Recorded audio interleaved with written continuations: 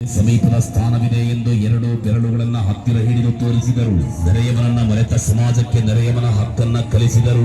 ಹಸಿದವನನ್ನ ಕಂಡು ಕಾಣದಂತೆ ಹೋಗುತ್ತಿದ್ದ ಹೃದಯಗಳಿಗೆ ಕರುಣೆಯನ್ನ ಕಲಿಸಿದರು.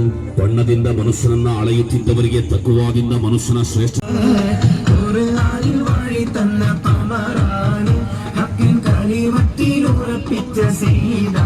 I have always held the religion of Muhammadin IST because of its wonderful vitality.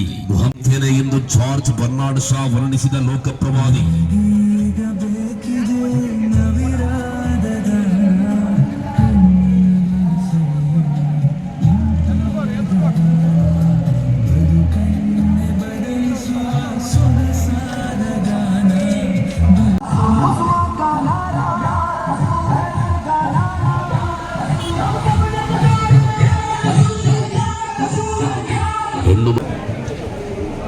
ಇವತ್ತು ನಾವು ಜಗತ್ತಿನಾದ್ಯಂತ ಪ್ರವಾದಿ ಮೊಹಮ್ಮದ್ ಮುಸ್ತಫಾ ಸಲ್ಲಲ್ಲಾಹು ಅಲೈಹಿ ವಸಲ್ಲಮರ 1501ನೇ ಜನ್ಮ ದಿನಾಚರಣೆಯನ್ನು ಎಲ್ಲ ಕಡೆ ವಿಜೃಂಭಣೆಯಿಂದ ಆಚರಿಸ್ತಾ ಇದ್ದೇವೆ.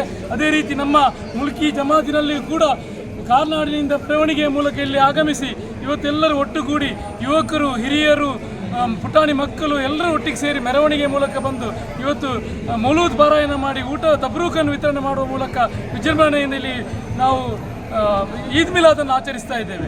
ಈದ್ ಮಿಲಾದ್ ಅಂತ ಹೇಳಿದರೆ ನಾವು ನಮ್ಮ 1500 ವರ್ಷಗಳ ಹಿಂದೆ ಪ್ರವಾದಿ ಮೊಹಮ್ಮದ್ ಮುಸ್ತಫಾ ಸಲ್ಲಲ್ಲಾಹು ಅಲೈಹಿ ವಸಲ್ಲಮರು ಈ ಸಮಾಜಕ್ಕೆ ಒಂದು ವಿಶೇಷವಾದ ಒಂದು ಕೊಡುಗೆಯನ್ನು ಕೊಟ್ಟವರು. ಅವರು ನಮ್ಮ ಸಮಾಜದಲ್ಲಿ ಇದ್ದಂಥ ಏನು ಸರ್ವಧರ್ಮಗಳನ್ನು ಒಟ್ಟುಗೂಡಿಸುವಂಥದ್ದು ಇರ್ಬೋದು. ಅದೇ ರೀತಿ ಹೆಣ್ಣು ಮಕ್ಕಳಿಗೆ